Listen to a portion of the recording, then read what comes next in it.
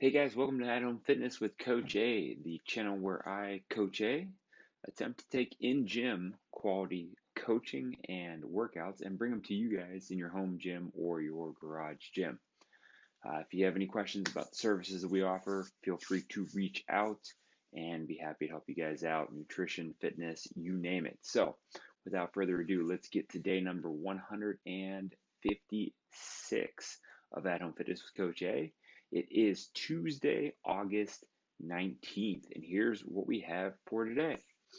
The lifting piece of today's workout is going to be a strength component of weighted lunges, specifically walking lunges. So if you guys have space, if you don't have space, I'll show you, demonstrate here in a second in the garage gym. It'll basically just be a step out and back.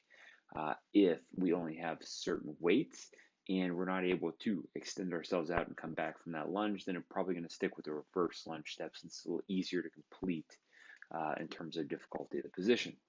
So 5 rounds, 30 seconds of weighted lunge steps. This isn't a race.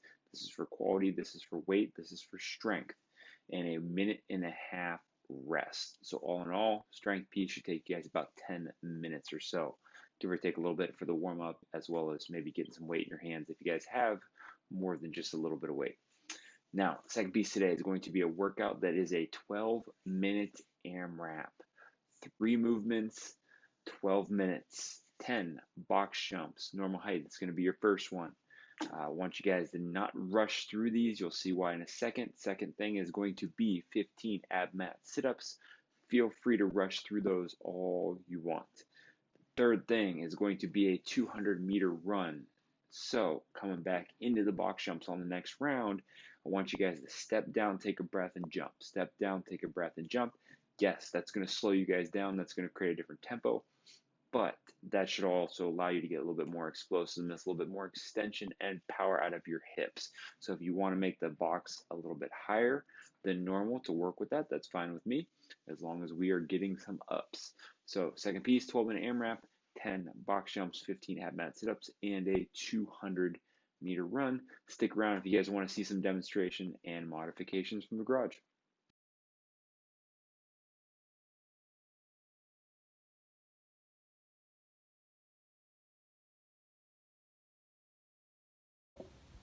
Alright guys, so for the weighted lunges, what we're looking at here is weight down at the sides in that suitcase position.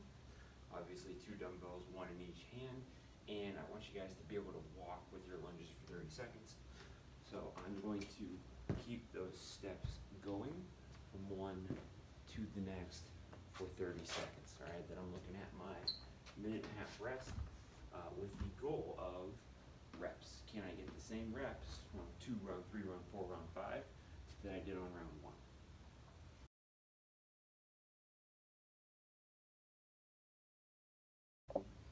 Alright, so to review here, we're looking at 12 minutes, 10 box jumps, 15 Abmat sit-ups, and the 200-meter run we're taking off out the door. A couple of things to remember for pacing here. Box jumps, take your time.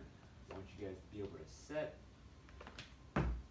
take off, get high, jump, step back down, take that breath, and then take off, jump, and get high again, okay?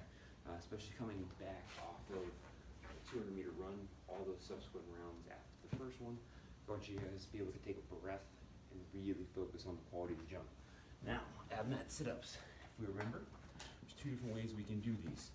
First thing, if you have an Abmat, you'll notice that it is not symmetrical on both ends. I want this Abmat to look like it is facing backwards. So the letters are going back that direction away from me. I can either put the soles of my feet together,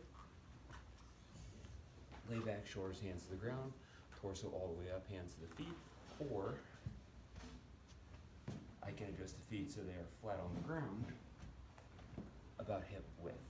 All right, if I'm in this position, essentially I'm taking my hip flexors out of it, doing this with more core, but I'm also putting a little bit of stress and strain on the lower back. Think of that as being similar to the bottom of a squat type position. However, if I set the feet on the ground and make them about hip width, I am going to be using the hip flexors a little bit more for the sit-up, but at the same time, I'm not going to be putting that stress and strain on the lower back. call is yours. Now, for the 200-meter run, if you guys don't have a distance marked off, remember we can always use time, right? If you're somebody that runs about an average minute 200 meter in terms of a workout, not a pure max effort sprint, obviously, then you can always go 30 seconds out and 30 seconds back. Stick around for modifications for the strength and the workout.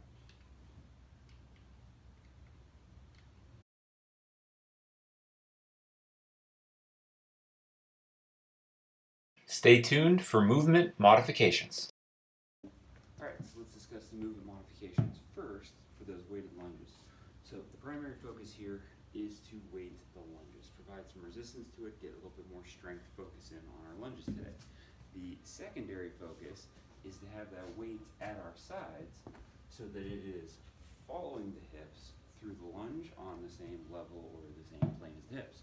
Now obviously if we don't have 2 dumbbells or 2 kettlebells that we can hold at our sides, or 2 weights of some kind, then you guys are going to need to have to adjust that somehow.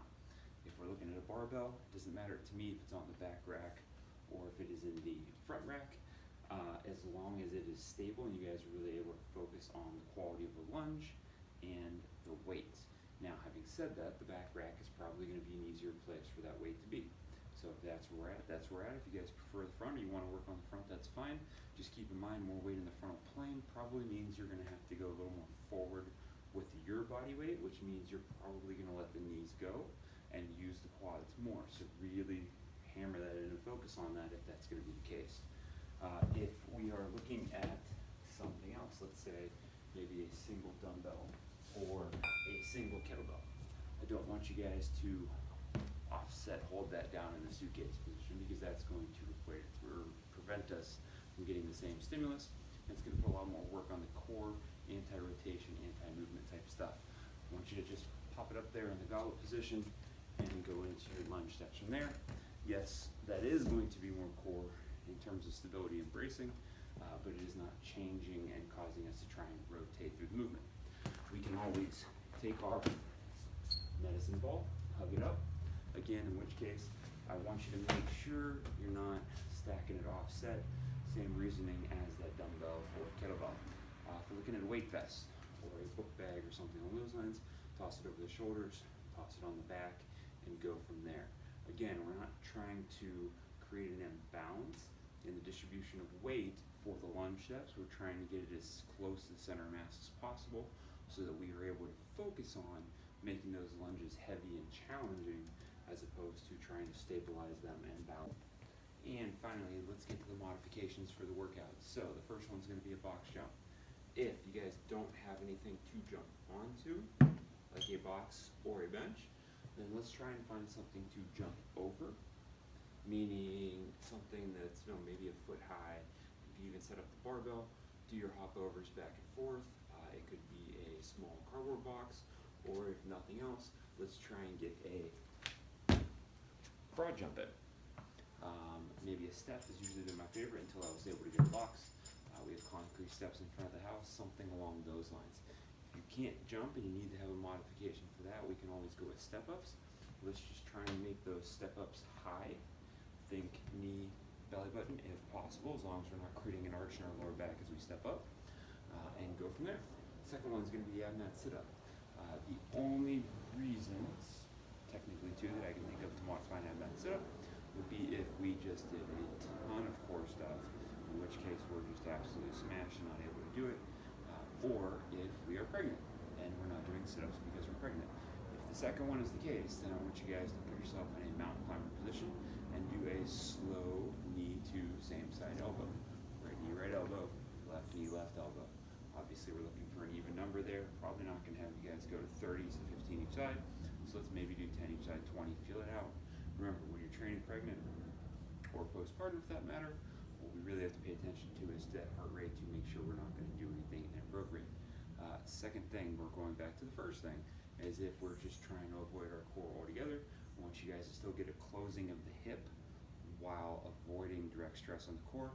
So let's do a ball slam instead, in which case 15 reps should be just fine. Now, if we have to modify the run, we already talked about what happens if we're looking at distance versus time.